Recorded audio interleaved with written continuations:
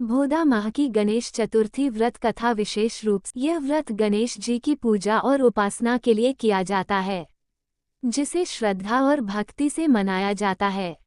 इस दिन भक्त गणेश जी को अपने घरों में प्रतिष्ठित करके उनके साथ विशेष पूजा करते हैं। भोदा माह की गणेश चतुर्थी व्रत कथा। भोदा माह का गणेश चतुर्थी व्रत विशेष रूप से उन भक्तों द्वारा किया जाता है जो खासतौर पर गणेश जी की विशेष पूजा करने के इच्छुक होते हैं। ये दिन एक ऐसा अवसर होता है जब भक्तों के दिलों में भगवान गणेश के प्रति अनन्य भक्ति का संचार होता है। इस दिन विशेष रूप से उनके द्वारा किए गए व्रत और पूजा से जीवन में सुख, समृद्धि और समस्त विघ्नों का नाश होता है। कथा की शुरुआत। एक समय की बात है जब भगवान शिव और माता पार्वती अपने घर में संतुष्ट और आनंदित जीवन जी रहे थे। तभी एक दिन माता पार्वती ने भगवान शिव से संतान की इच्छा व्यक्त की। भगवान शिव ने माता पार्वती से कहा, तुम्हारे संतान प्राप्ति के लिए मैं तुम्हारी सहायता करूंगा। भगवान शिव ने भगवान गणेश के जन्म के लिए एक विशेष योजना बनाई। गणेश जी का जन्म। माता पार्वती ने अपने शरीर से एक सुंदर बालक की रचना की, जिसे उन्होंने अपने कक्ष में रखा। इस बालक को उन्होंने अच्छे संस्कार दिए और उसका नाम गणेश रखा। गणेश जी को देखकर माता पार्वती बहुत खुश थीं और उन्हें अपने पुत्र के रूप में देखा। गणेश जी का रूप अत्यंत सुंदर और आकर्षक था और उनके माथे पर एक अति सुंदर त्रिकोणीय आकार की मूंछ थी, जो उन्हें एक विशिष्ट रूप देती थी। माता पार्वती ने गणेश जी को आशीर्वाद दिया कि वे संतान के रूप में पूजा जाएं और दुनिया में एक महान स्थान प्राप्त करें। गणेश जी का असाधारण रूप। भगवान शिव जब घर लौटे तो उन्होंने देखा कि एक बालक उनकी पत्नी पार्वती के पास है। उन्होंने गणेश जी से कहा, तुम कौन हो? तुम मेरे घर में क्यों बैठे हो? लेकिन गणेश जी ने उन्हें रोकते हुए कहा, मैं माता पार्वती का पुत्र हूँ और मुझे घर में प्रवेश करने से पहले आदेश चाहिए। ये सुनकर भगवान शिव गुस्से में आ गए और उन्होंने गणेश जी का सिर काट दिया। गणेश जी का सिर बदलना। जब माता पार्वती ने देखा कि उनके पुत्र का सिर काट दिया गया है, तो वे अत्यंत शोकित हो गईं। उन्होंने भगवान शिव से प्रार्थना की कि वे गणेश जी को जीवन प्रदान करें।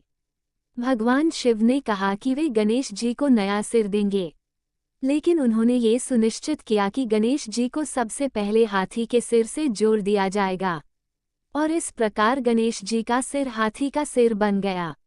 गणेश जी की पूजा। गणेश जी का यह नया रूप बहुत ही आकर्षक था और वो विघ्नहर्ता के रूप में प्रसिद्ध हो गए। उनके हाथी के सिर ने उन्हें एक अद्वितीय पहचान दी और वे दुनिया भर में भगवान गणेश के रूप में पूजे गए। इस दिन को विशेष रूप से गणेश चतुर्थी के रूप में मनाने की परंपरा शुरू हुई।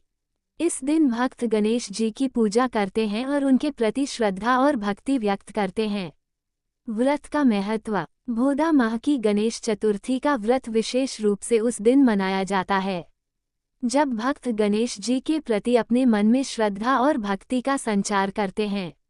ये दिन एक अवसर होता है जब हर कोई अपने पापों से मुक्ति पाने के लिए गणेश जी की पूजा करता है। व्रत की विधि। स्नान और पूजा की तैयारी। व्रती को प्रातःकाल उठकर स्वच्छता और स्नान करना चाहिए। गणेश जी की प्रतिमा का स्थापना। घर के मंदिर में या पूजा स्थल पर गणेश जी की प्रतिमा स्थापित की जाती है। स्मरण और मंत्रों का जाप। व्रती गणेश जी के विशेष मंत्रों का जाप करते हैं, जैसे ओम गम गणपते नमः। नैवेद्य अर्पण। गणेश जी को मोदक, लड्डू, फल और अन्य मिठाइयाँ अर्पित की जाती हैं। व्रत का पालन। इस दिन विशेष रूप से उपवासी रहकर व्रती पूरे दिन गणेश जी की पूजा करते हैं। कथा का निष्कर्ष।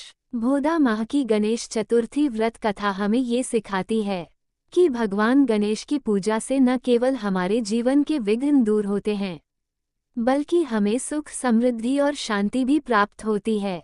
इस दिन व्रत रखने से व्यक्ति के समस्त कष्ट समाप्त होते हैं और जीवन में सुख समृद्धि का वास होता है।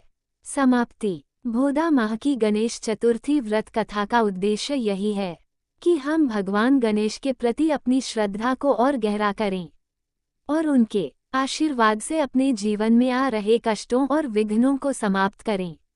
यह व्रत जीवन को सकारात्मक दिशा में आगे बढ़ाने के लिए एक महत्वपूर्ण अवसर है। ये कथा संक्षेप में भोदा माह की गणेश चतुर्थी व्रत से जुड़ी हुई है। यदि आप इसे और अधिक विस्तार से चाहते हैं तो प्रत्येक अंश को और अधिक विस्तृत रूप में लिखा जा सकता है।